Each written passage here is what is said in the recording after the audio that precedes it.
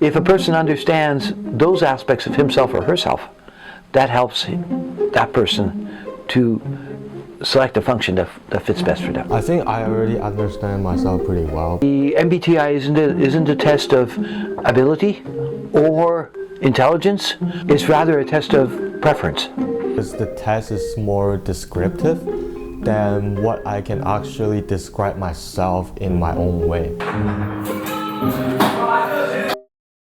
MBTI is about 4 dichotomies in the human psyche: introversions, extroversions, thinking and feeling, sensing and intuition, and judging and perceiving. And so those 4 dichotomies, we all possess all of them. The typical misunderstanding about the Yan typology is that either you're an extrovert or you're an introvert, or you perceive progress information emotionally, subjectively, which is feeling, or you progress it logically and rationally and objectively, which is thinking, and so on. That's not true. Our minds do all of those things. We all have an interval, right, of thoughts and feelings and ideas. There's the introverted part of us, and we all live in an external world. There's nobody who only lives on the inside. So my name is Perry, and I'm a part-time BCIT student. Last year, there are 2 more friends that asked me, what's your MBTI? I said, I'm not sure, I don't really know.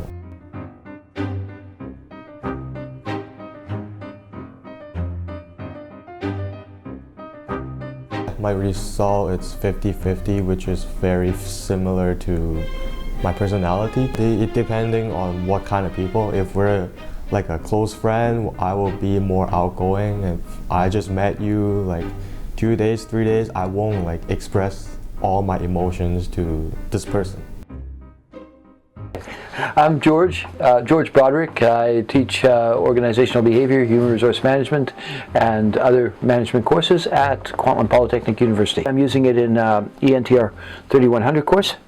It's also used in HRMT, Human Resource Management 3115. And what it's useful for is for students to get to know themselves. Who they are, what are their preferences.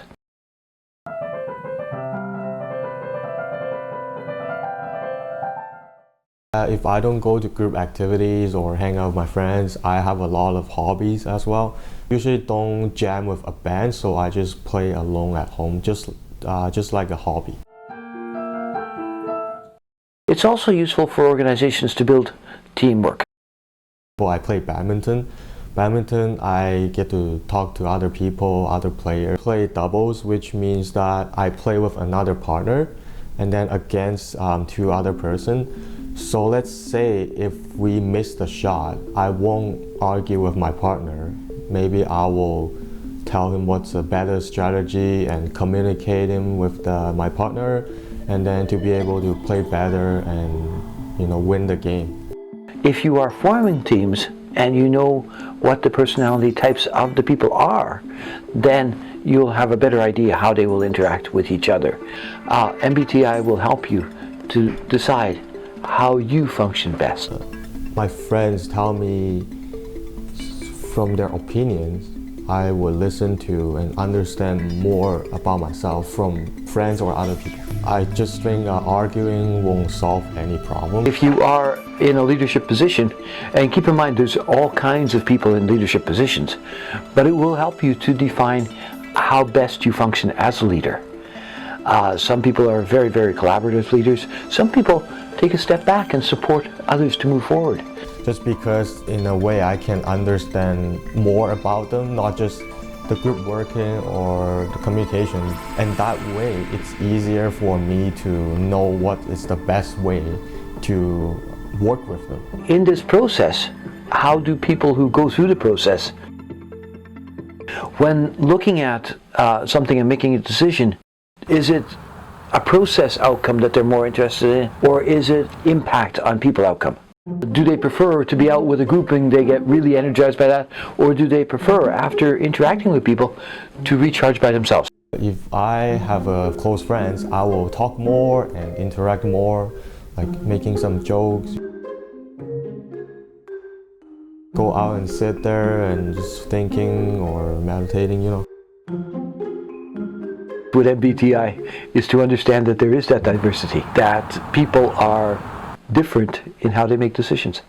You need to understand their feeling in order to ask them to do it, because they also have emotion. A KPU journalism student, Felix M. reporting.